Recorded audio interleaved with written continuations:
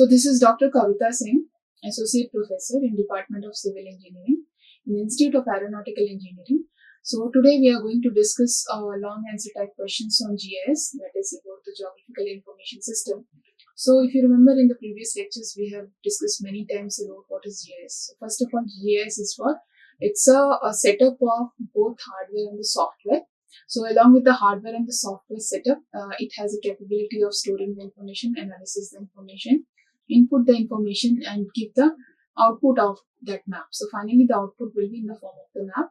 So that we'll be discussing now. So let us start with the questions, which type of questions we are going to discuss in this GIS process. So like summarize the geographical information system, explore and associated terminology including fundamental concepts that form a foundation of GIS. And what are the first of all we have to understand about the geographical information systems and explore the associated terminology. What is the terminology? And including the fundamental concepts, and we have to just tell about the foundation of GIS. How does the GIS foundation is formed? So first of all, what we have to understand here is geographical information system associated with terminology, an organized collection of computer and hardware software, geographical data and personnel designed to efficiently capture, store, update and manipulate and analyze and display all forms of geographically reference into information is called as GIS. So here what is GIS? It is a setup of hardware and software.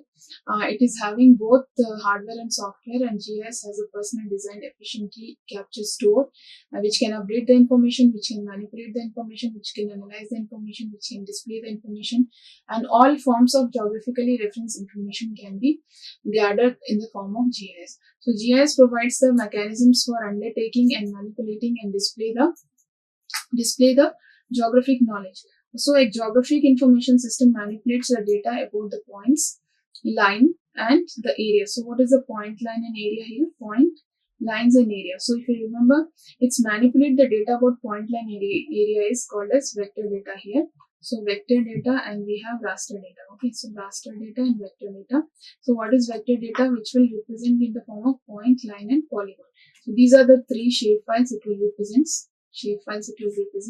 And it will tell us about the information about the vector data. And when raster data, when we talk about raster data, that deals with the grid lines. All the grid data which is in the form the grid format is called as a raster data. Now here make possible automation of activities involving the geographic information like map production, calculation of areas, distances, route lengths and measurement of slope, aspect, view shed, and logistics, route planning, vehicle tracking and traffic management. So here it will make a possible automation of activities like involving the geographic data.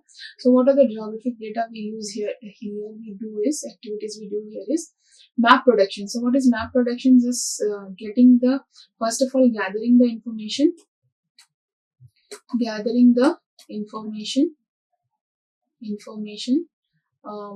What type of information we gather here is spatial and non-spatial. Spatial and non-spatial information. Spatial and non-spatial information we gather here, and it will involve in the map production. So what are the map productions we use here is just we input the spatial and non-spatial information and directly we get to the map production. So we just create the map with the help of the spatial and non-spatial. Now calculation of areas. What are the things involved in the calculation of areas are? So calculating the areas, distance, routes and lengths. So we just calculate the areas, we just calculate the distances, we just calculate the routes and lengths, measurement of slope and aspect, view shed. So like we just want to measurement the slope and the view shed, and logistics, route planning, vehicle tracking we can do, and traffic management we can do. So allows for the integration of data to confine into the independent domains and the property maps and the aerial photos. Now by tying this maps permits the succinct and communication of the complex spatial patterns like environmental sustainability, sensitivity, and provides the answers to the spatial queries, and further in 10 minutes to rush hour from the ambulance service. That all information, if you want to know, just we can just find out from this. Now fundamental concepts that form the foundation of GIS. So GIS gives the people to create the own digital map and layers to help to solve the real world problems. So GIS has evolved into means for data sharing, collaboration, inspiring a vision that is now rapidly becoming a reality. A continuous overlapping interpolable GIS data and the world about the virtually all the subjects we can just get to know. Today, hundreds of thousands of organizations are sharing their work, and we can just tell about the billions of map every day, which will tell the stories about reveal the patterns and trends about the relationship about everything. Now, today, GIS terms tends to apply it whenever the geographical information system it is in the digital form which is manipulated. Whatever will be the purpose that manipulation does, using the computer to make a referred to as a GIS. Now here we have this Roger Tomlinson. Roger Tomlinson is the person who pioneering work to initiate the plan and to develop the Canada geographic information system. So he is the first person who just tried to founder of the GIS, we can say. He just tried to start the GIS process system and resulted in the first computerized GIS in the world in 1963. So the Canadian government has commissioned the Tomlinson to create a manageable inventory and its natural resources, and he evidenced using the computers to merge the natural resources and data from all provinces. Now, list the different components. Like if you talk about the different components, explaining the roles of hardware and software. So, what are the different components here to explore the role of hardware and software data and uses in overall functionality of the GIS? So, this type of questions like key components of GIS. So, GIS is as having mainly computer hardware and set of applications. Computer hardware and set of applications, software models, organizational setup. So it has a computer hardware system, it has a set of applications, it has a software modules. Now, when you talk about the computer hardware means it is related to the, first of all, it is related to the CPU, it is related to the printer, we have keyboard, we have monitor, okay, monitor, keyboard, plotter, scanner, okay, plotter, scanner, and we have this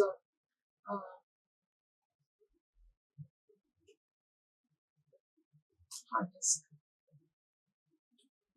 Okay, so different. If you talk about, this is the hardware component, we say hardware component. So how this with this component, then only this setup will be run at a proper location, or it will run properly. So in this components, we have computer hardware, sets of applications we have. Along with this is the hardware. Now coming to the software. So software is having, first thing is set of applications. Second thing what you have here is software module. Okay. Third thing you have here is Windows. So which Windows we are going to use? So that all comes under the software. So if you have the hardware component, if you have a software component, so along with that, we need an organizational setup. So you have this one, you have this one. So now third thing what you need here is organizational setup. Organizational setup. Okay. So whatever setup we are just putting here, organizational setup means organization is required where these components are to be set up in that region. Second thing what we have here is GIS run on the whole spectrum. So this is the first thing, this is the second thing. So this is the first thing, second thing, third thing. So GIS runs on the spectrum of computer system. So it runs the spectrum of the computer system, which ranges from portable personal computers, and it will range from the portable personal computers to supercomputers. Okay, supercomputers. So it will range from personal computers to the supercomputers. So this is how we can just try to understand that GIS is having the setup of hardware as well as it is having the setup of software. So in the setup of hardware and software, it has a, first of all, it has a hardware setup. So in hardware, we need plotter, scanner, the monitor, the keyboard. So this all why we need it. So what is the need of this all is, so suppose a computer is having a setup, this kind of setup. So once the hardware is there and there is no software, then we cannot run GIS. So once the software is there and you don't have a hardware system, then also we can't run the GIS. So to store the data, we need the database. So first of all, we need a database. For that database, we need a hard disk for that. So we need that hard disk to save the data, to try to save the data and try to use that data for the further analysis purpose.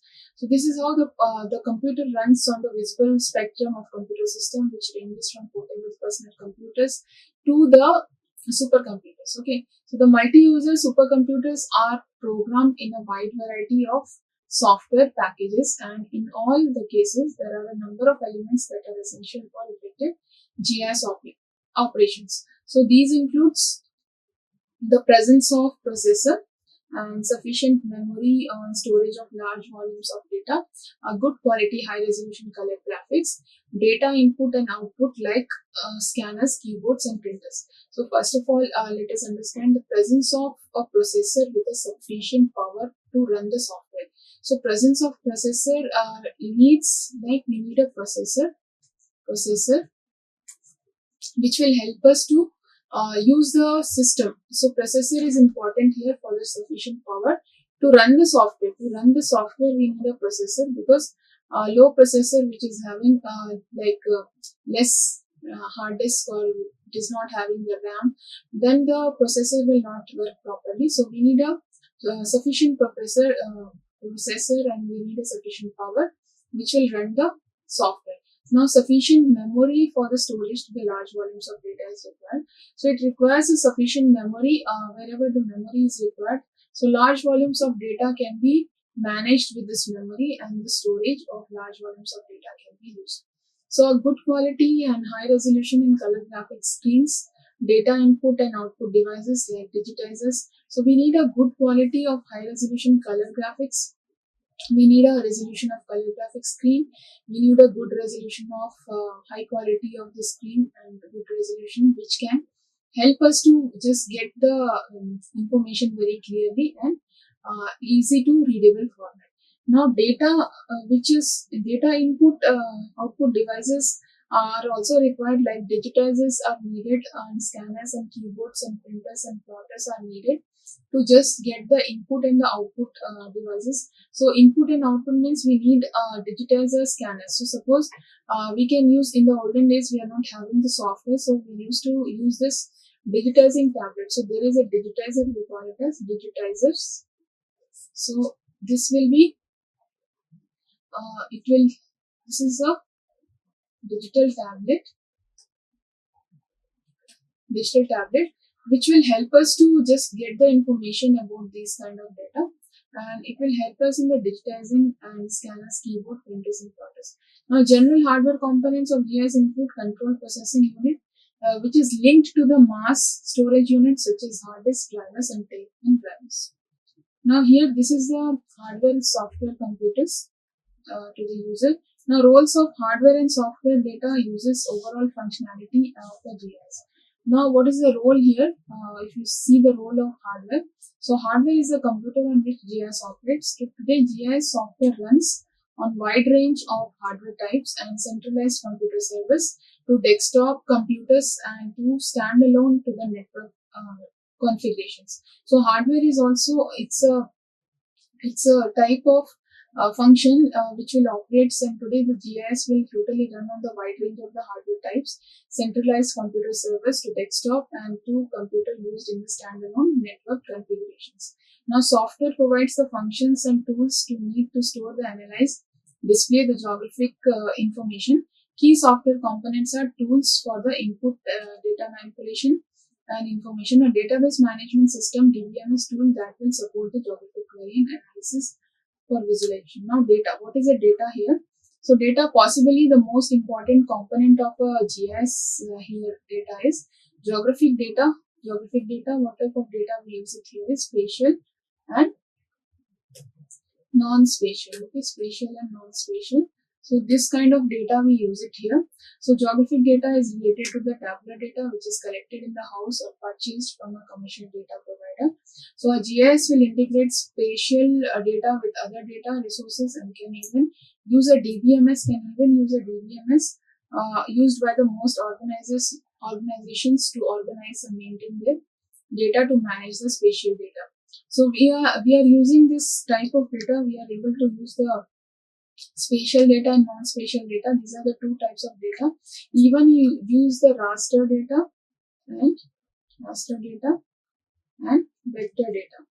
So this raster data and vector data, we use it to just organize to use this data to the further any kind of purpose. So GIS will integrate the spatial and data and other data resources and can even use the DBMS and used by the most organizations to organize and maintain the data to manage the spatial data. Now people. So people is the most important here. GIS technology is also limited. Now if you talk about people, they are the most important part here. Without people, who will manage the system? Nobody is there to manage the system and nobody is there to develop the system plans and applying it to the real world problems. The GIS users ranges from the technical specialist who design and maintain the system to those who use it to help them and perform their everyday work. So people are the users. They are the using the system and they will only provide the world problems, and the users will range the technical specialist and they will tell us about the issues related to that all things, and it will help us in the to come out with the issues. So people are the most important. So you have hardware, you have software. So how we have discussed here, we have hardware, we have software, so we have people. Okay, so we have hardware, software, data, people. Okay, so hardware we know, software is there. So hardware should be there, software should be there, data should be there. So data should be in the form of spatial and non-spatial. Okay, now people will help us to use the data or just to organize the data. So this is how the data input devices are required to just use that kind of data. So this is how we use this. The digitizers are required to just convert the vector information, to convert the analog information to the raster information, which will tell us about the information to be managed by the users. So people are also very important here. So the hardware which we are using, that should be compatible with the software. The software which we are using here, that should be compatible with the hardware. So that all together it will make a organizational setup. So any institute or any organization should need this hardware components like CPU, plotter, printer, keyboard. Why the keyboard is required here? To enter the data, to input the data. So as we input the spatial and non-spatial data, to input the spatial data we use the digitizers. So here the digitizers are used to input the spatial data, whereas to input the non-spatial data we need keyboard. Okay, we need keyboard. So what type of data we use in this non-spatial data? What type of information we need in this non-spatial data? To use all the geographical contents which we are able to use the information like the keyboard entry we do, all the coordinates we are going to enter into the maps, that all informations can be entered through the keyboards. Or if the coordinates are not having too many, that also can be included in the software. So if you have this attributes informations like if you have the information about the spatial information, that information about the data is called as non-spatial. So if you want to add any description, then we need this keyboard to enter the information about this. So that's why we need this all keyboard components to enter the information about the GIS data. Okay, so hardware and software both are required here, and to input the both types of data we need different types of information here. To add the spatial we need the digitizer, we need the digitizing tablet. To add the information about the keyboards and printers, we need the non-spatial information about here. So this is how we can just enter the information about this type of data. So about this people, computer system, geospatial data uses hardware, software, data and people. So these are all components of GIS which we can just go through and just we can find out the information about this GIS components. So we have this applications here. So here we have an Manji Reddy book to find out the more contents. You can just get through this information. You can just find out the components of GIS in this. You can go through this link to find out the more content about this GIS part, as well as you can go through the Stan Chan book from the TMH Publications and Corporations to find out the more content. So these are the few references you can just go through and find out the more information about it. So that's all for today. Thank you. Like, share and subscribe. Hit the bell icon for more updates.